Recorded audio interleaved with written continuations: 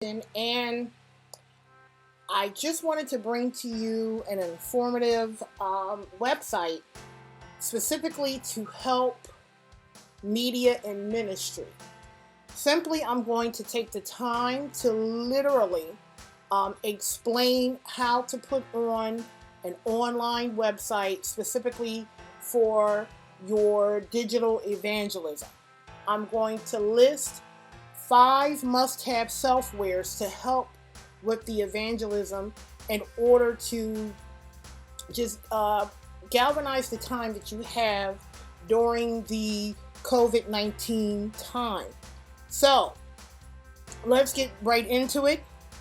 Now, see, when you have a website, and this is a website I built, and this is specifically for my church. So I'm using my church with the permission of my pastor as we develop more into creating this digital evangelism beyond what it was prior to the COVID-19 until now and post-COVID-19.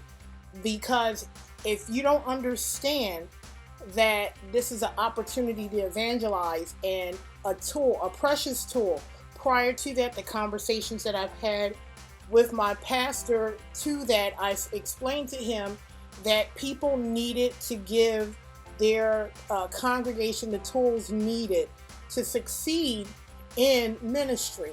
And one was digital. We all jumped to social media. We'll get into that as well on here. However, social media is not the end all in, and you do not want to put your eggs in one basket in marketing. Even dealing with your website and your website development, people want to put pretty pictures, a ton of pictures, design it out where it's like a bulletin board. It's like an online flyer if you have. But what interactivity, what goals do you have set for your website? This particular landing page, which we took from the physical, because you're not allowed to have the physical services. So this page is specifically for people who are looking to see and looking for places to worship online. So this is one part. There's so many different ways, but I'm giving the most cost-effective and the most efficient way to not only just get people and evangelize, but also during this time, people are not able to give what they want to give. And of course, those tithes and offering, the giving is needed to consistently pay the bills of the church, pay for whatever is needed, because of course we live in a world that it takes money to run things. So I'm going to give you some brief tips on this particular website on how to monetize and use the monetization of it to specifically help your church congregation while we're dealing with this pandemic. Okay, jumping into it. Now, if you see the image that I have in the background, it's the pastor, the church. Most likely, people want to know what the church look like, the aesthetics of it. They want to know who's the pastor. So you give them that. I have other images where I have video in the background, but I don't put video. I make them GIF files. Why a GIF file? Because you do not want your website to load slowly. And these are things to help really maximize it. So, quickly, why do I have 3 headings? And if we look here, you have what's new, I want to, and discover more. There's a whole lot to it, but in this developmental tutorial, people look at things in 3s. From left to right, ideally. I want to, what's new? That's the first thing they want to do. So you want to capitalize on what people want to do. And this is based off of consistent analytics, what people like to do. People like to skim over things, look over things, and get to what they want to get to. It's nice that you want to put a whole bunch of stuff about your church on there, but guess what? People are going to ignore it. But what you want to do to capitalize to get to the goal, you should always have a goal in place when you create and develop a website. That's a part of your branding. That's a part of everything. Most times I see people when they talk about branding of the church, they talk about your logo and your color. No, branding is much more than that. It is the feel, it is the what you expect, what you believe, all of those things are connected to it. One of the questions that you want to ask yourself, if you talk about a brand like McDonald's, what is the first thing that comes to mind? One, you already know the colors are red and yellow. Two, you talk about the food. Another thing they talk about is developing is how can we help you, and vice versa with Chick-fil-A. So those are two main things that you look at. If you look at Wrangler jeans, you talk about what type of people would wear Wrangler jeans. When you're developing a church and you're looking to grab people, you want to have a diverse look on there, and that's very important when it comes to images and everything else like that. Whether it's a congregation, if you're looking to recruit younger people in your older congregation, you would put a few of the older people and you would put images of younger people to give to let people know, yes, we are an older congregation, but we're looking for that. So under what's new, under here specifically, and I just have it as a heading, it would be your events, your past events, videos, the latest videos or podcasts of the services, things of that. I want to is primarily speaking of giving an offering. I just put one heading under there. Under these headings, you'll do discover more, subscribe, to do all of the activities that you want them to do. At the top, of course, I put in services and give. Why? Because this is the first part of your flap in your desktop. There are you have your mobile devices and your tablets, but it's pretty much set this way, and it will go in the size of your screen. It will be responsive to that. The next thing, important COVID updates. Why is that important here? It's important here because it's letting you know, and I'm going to click on that really quick. It's important to know because you're giving updates from your church. It's saying during this pandemic time, we encourage you, our current status physical, what we are streaming on. You're giving the answers right away. Tithes and offering can be mailed or paid online. These are, most often the question people are asking about your website. So you're giving them all of the information right there. That's helping your the analytics of your website, specifically your landing page. And your landing page gives you, it is a commercial, if I can explain it in a layman's term, of what's going to happen throughout the website. So it gives you an insight, different things. So so for the sake of branding, yes, we have the logo here. Yes, we have the logo big as day. Many people, when they talk about branding and all of those things, they want to have a huge pictures of themselves. Well, when you're speaking of the church, you want to put the whole church in whole, of course.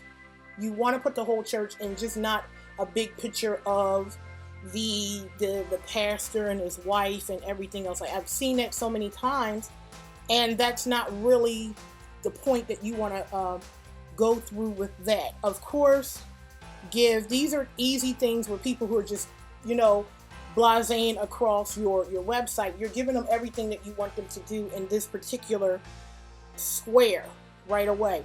Here's a messenger for social media, from Facebook in particular. What we did for Baraka, we have it mixed in with our Instagram page. So I'll go into detail about that, of social media links at the head. I generally do not like having social media at the top of the page. Why? Because it takes people off, because they're going to jump to that.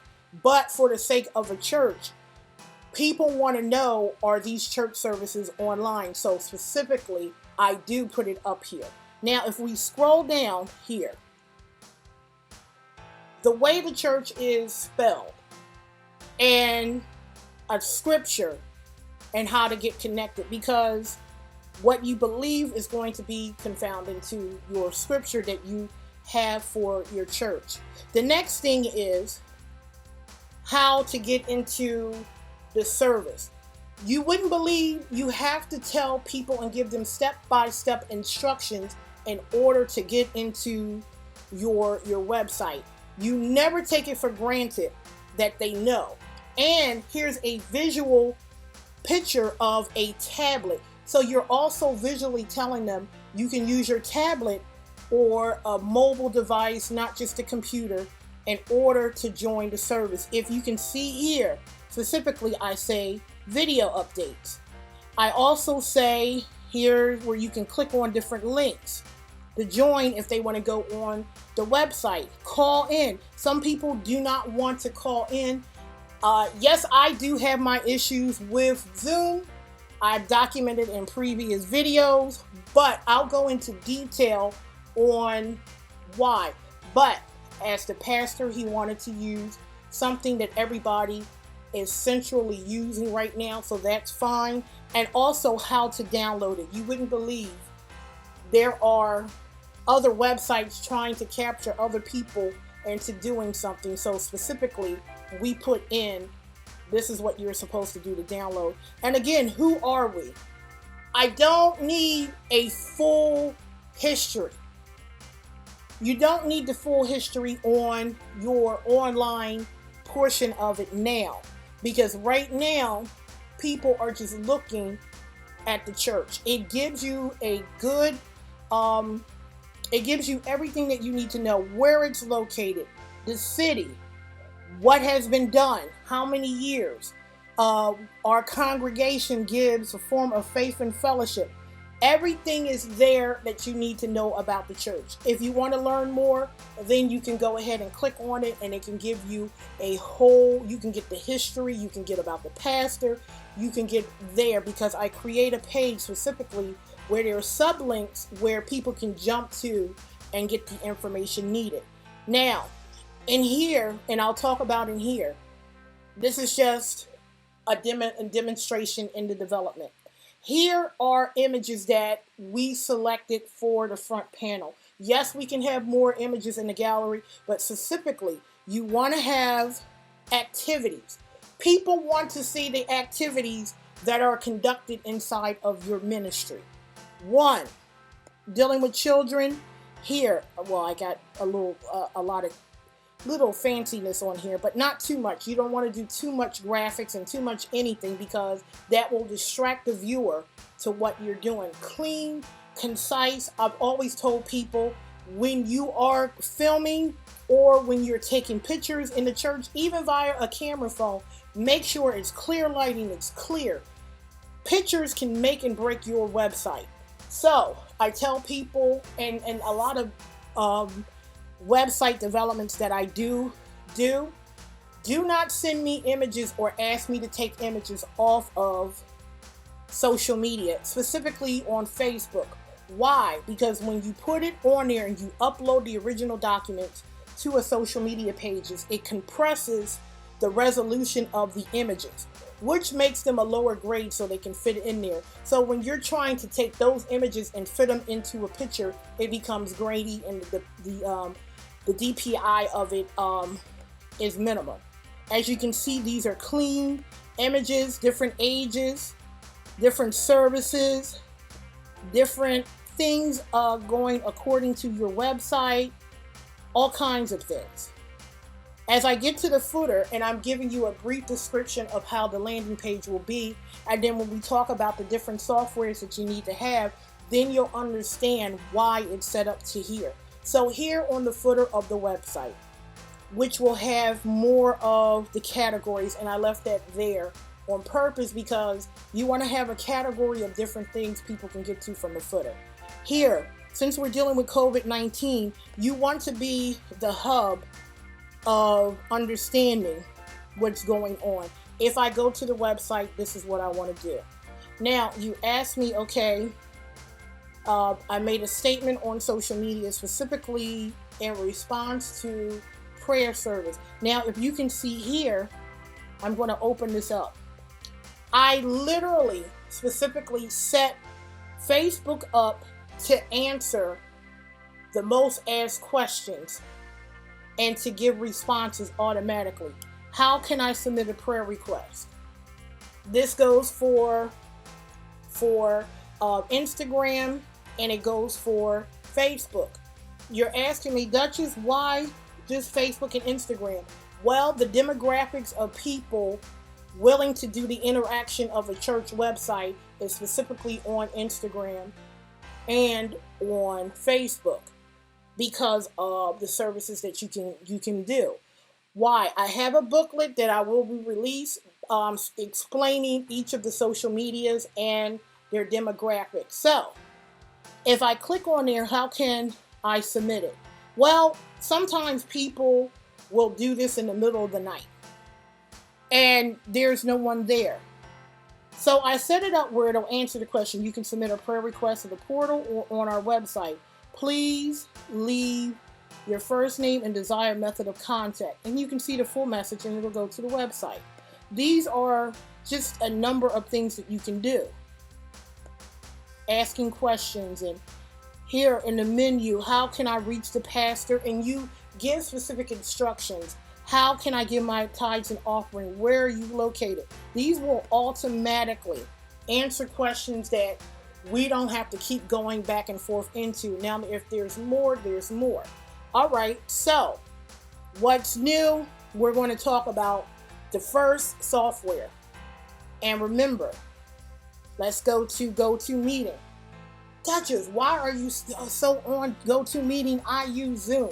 Well, I'm going to tell you why. Zoom is not my personal desired method. As I speak to my pastor and letting him understand why, he understands exactly why. So, let's get into it. Why this is important. Well, with GoToMeeting, just like Zoom, is a video conferencing.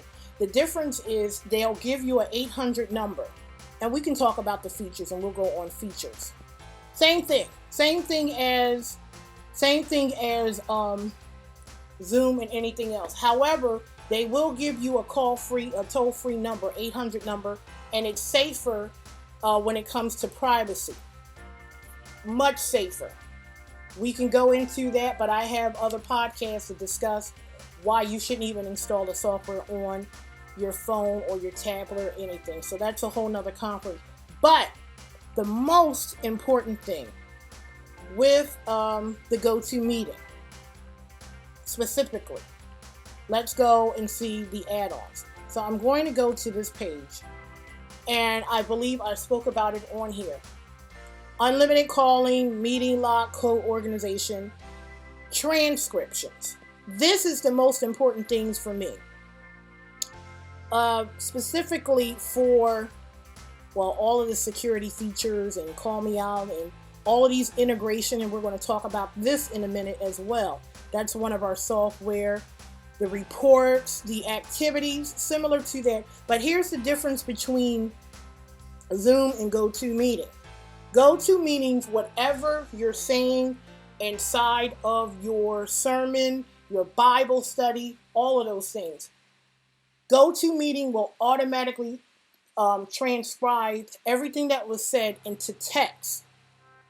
Do you know how important that is? Why is that important? So if we go back to the website, under the what's new, we can take that text, edit to take out some things that we don't want to.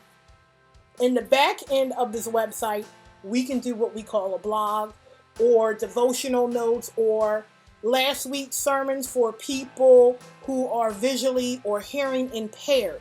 That is so important. We leave those out when we go to ministry.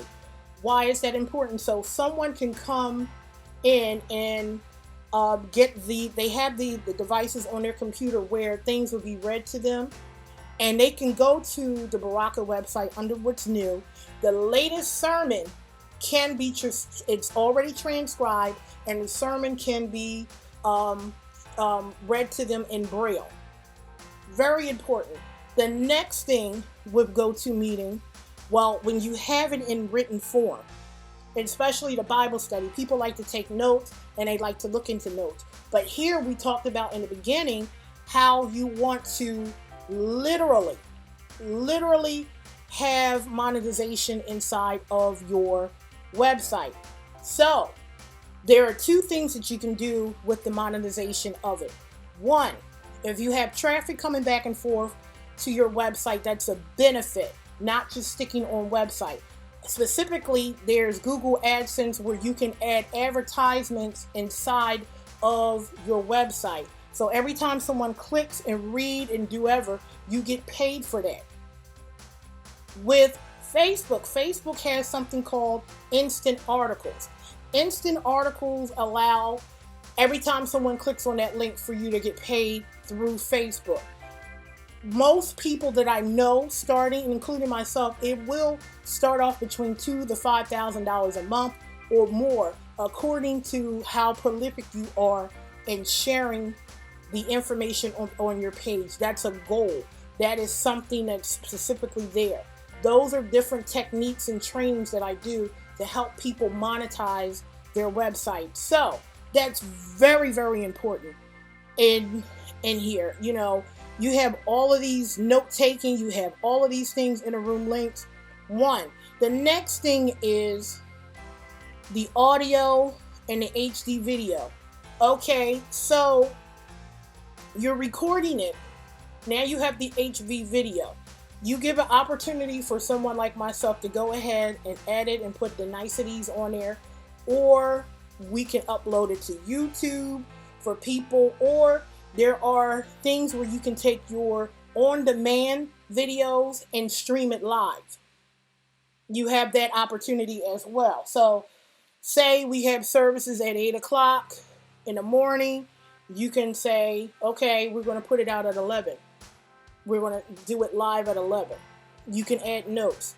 That's one thing. You can do it. You can stream everything live. I've talked about that in another video.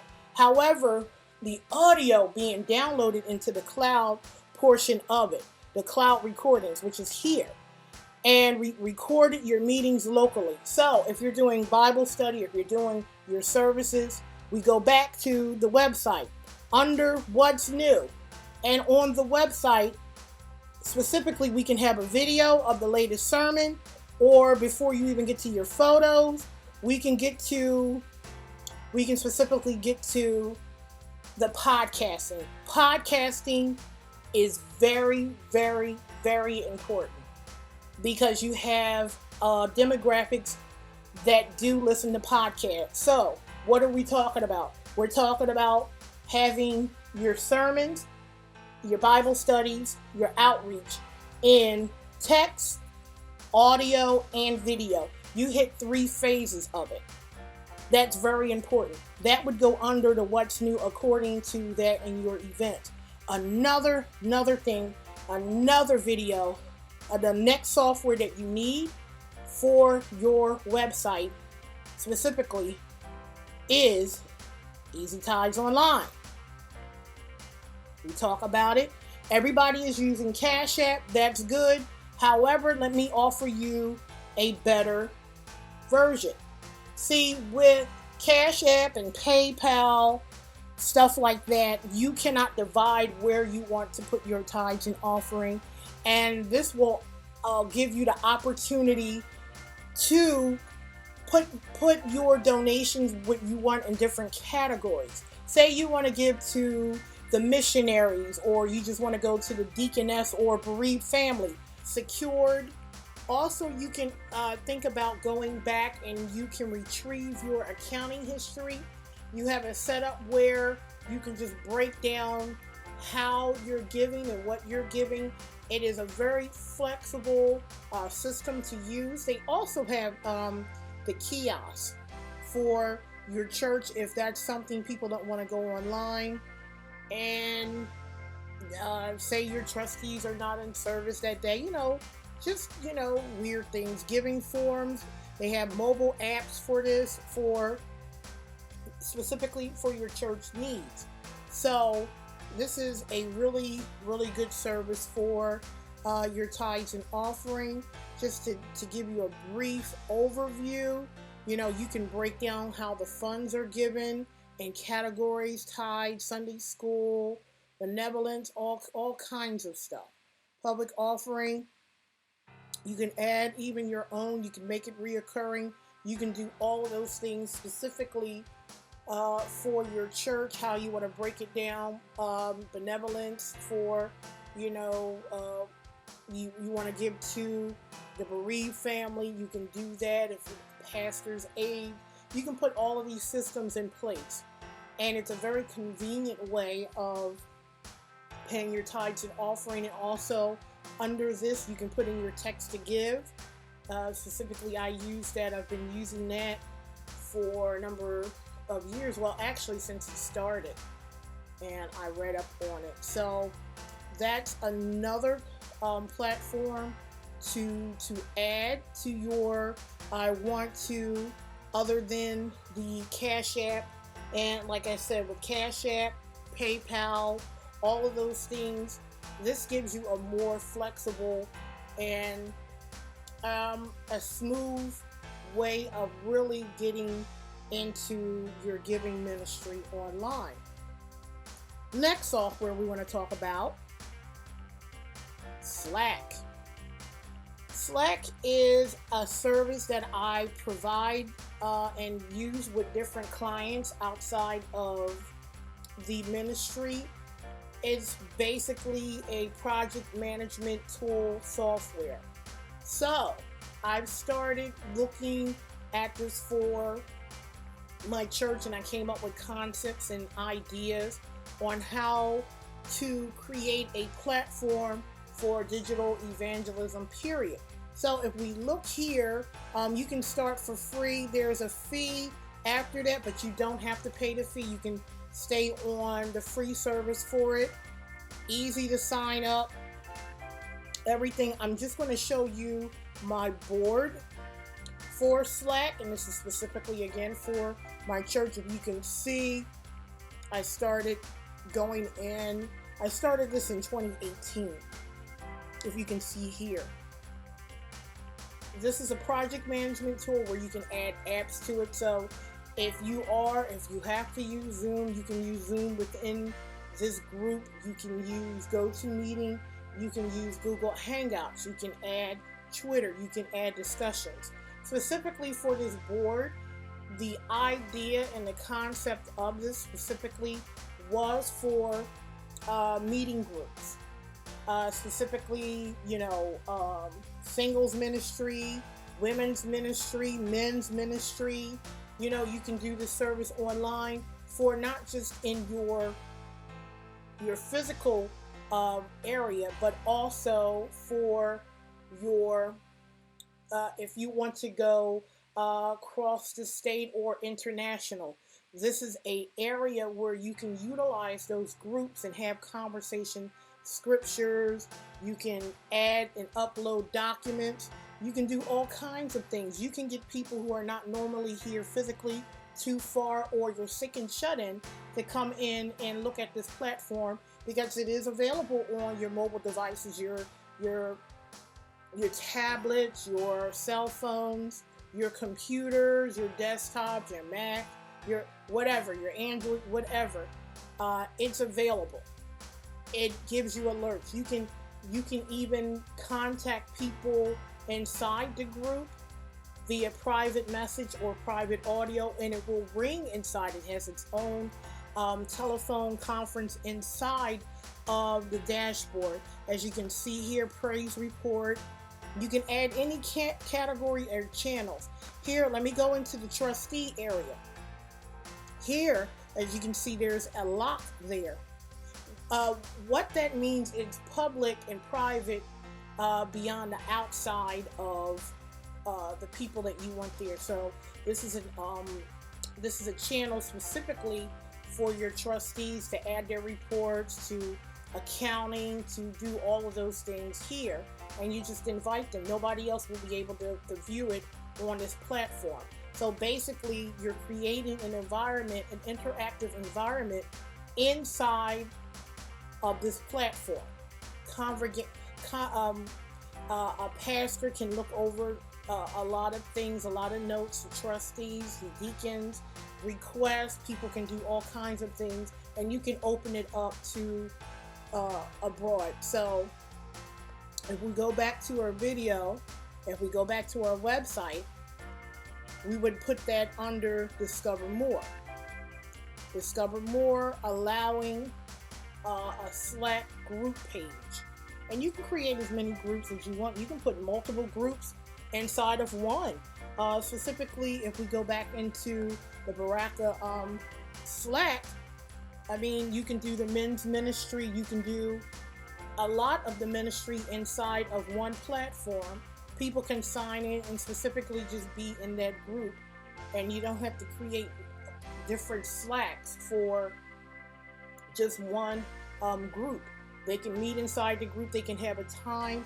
I know with a lot of the apps inside of here, you know, it'll help you. You can do, and here's a bunch of the apps here. As I said, GoToMeetings is listed at the top for, I didn't put it there. Google Hangouts, Twitter, Google Drive, Skype is on there. Zoom is on here. Google Calendar, Outlook Calendar, polls. You can do all kinds of stuff. Dropbox. You have a lot of things that you're able to do inside of here. You can start a Blue Jeans meeting or a Zendesk. It's so many things that you're able to do inside of this specific platform, and you can expand it as much as you want outside of the discussion that we're having here. But for the sake of the video, we're just creating I would say my top 5, and I should say my top 5 to do, and that's cost efficient right now. Now we're going to go to the next software to have. Calling posts. As it says here, it is a great way to communicate with your congregation. This is a voice, broadcasting, texting, and email service. Basically, you have the opportunity to create mass messages. You can, for a pastor, for example, you can do some devotionals, and you can send it to your congregation via the voice call, because there are people who are not interested in doing anything online. Therefore, now there are some people who will not do things online. You have the opportunity right now to create an environment specifically from them. You can provide this information through them through text messages, email, or voicemail. With calling posts, you have group calls, you have text polling there, you have messaging scheduling, you have custom caller ID, which means when it comes up on the caller ID, it will say your church name so people can understand, oh, it's from the church, because it will not have the church's phone number, but it will have the church's name on there, and you can see by the caller ID who it is. And it has a ton of feature. It's very cost efficient. It is if you have a large congregation or a small one. You know, instead of, you know, just dialing each person's number one-on-one, if you have a phone calls can be recorded. You can hear it from your computer, your tablet. You can do it from there. Your text messages, you can send out, you know, group text messages to everyone just by a click of a button. Email groups, you can schedule it. You can do these all through a mobile app. So specifically getting out announcements, events, things of that sort. This should be used not just for during this pandemic time, but also post, because you're letting people know, you're engaging them, you are just keeping them in the loop of things, specifically people who don't go online. You can put your announcements on there. You can keep them up to date, weekly things. This is a very good tool. Even messages for people who don't want to go online, like a sermon, they can hear it through the phone that's been recorded. So that is a segue for the next software that is a must-have. Anchor. So let me backtrack.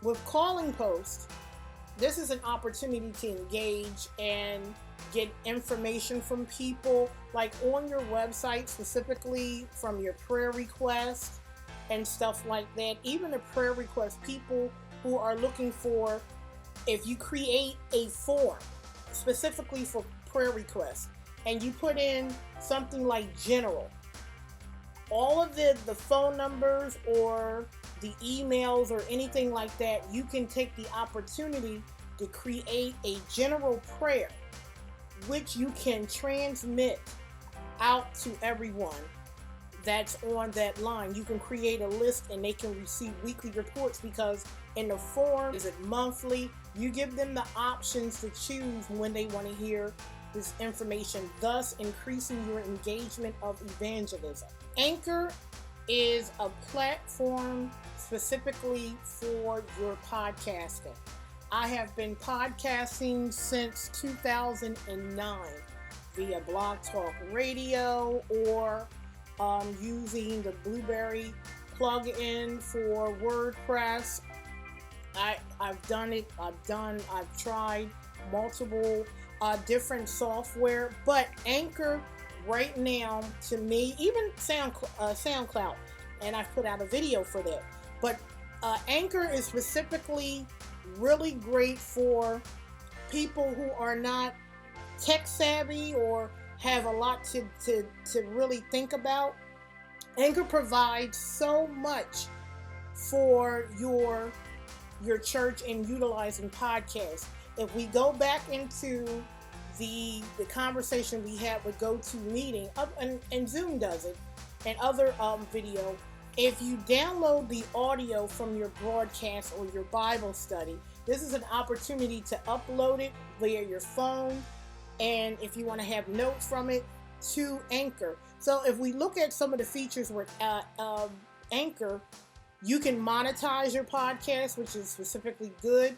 If we're talking about fundraising for your church, as we talked about with the content and the blogging inside of your church website, you have analytics to see what people are doing. You have one-click distribution, which if I can go there, using your the RSS feed to put into these different podcasting areas like Google, iTunes,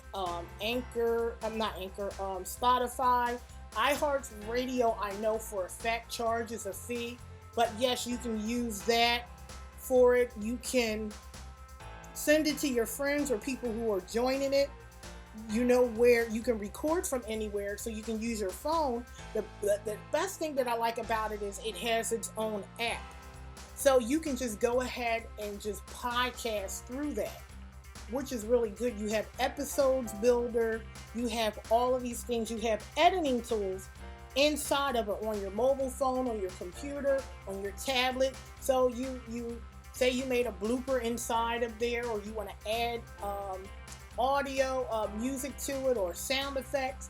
You can do that through the app, which is really, really, really good, and specifically to do those things. And it will also generate any segment under, it will automatically transcribe video and any audio segment under 1 minute long. Anytime you want to promote your podcast, it will take a clip of it and allow you to use it as a promo or commercial to get people in. Now, we go back to our website. Where would that go? That would be under Discover More, because that is the particular software you want to use to get people to really find out about your church and the messages and the delivery of the pastor. We would put segments inside of the website itself, somewhere in between here, between the footer, all of those things. those are the particular things that we are working on in development. My pastor and I specifically to engage in the digital evangelism. This is something that I've worked on. I have a lot of other projects specifically for that, which I will do more videos, but I thought this particular video will help generally for different churches trying to navigate and try to understand the best method of contact. There are other softwares out there. However, I'm just giving you, as someone professionally that's into these things, that's doing it not only from a professional perspective, but also for the ministry of it. So again, I thank you for watching. If you have any questions on the link, I will drop all of the ways to contact me for more comments and questions.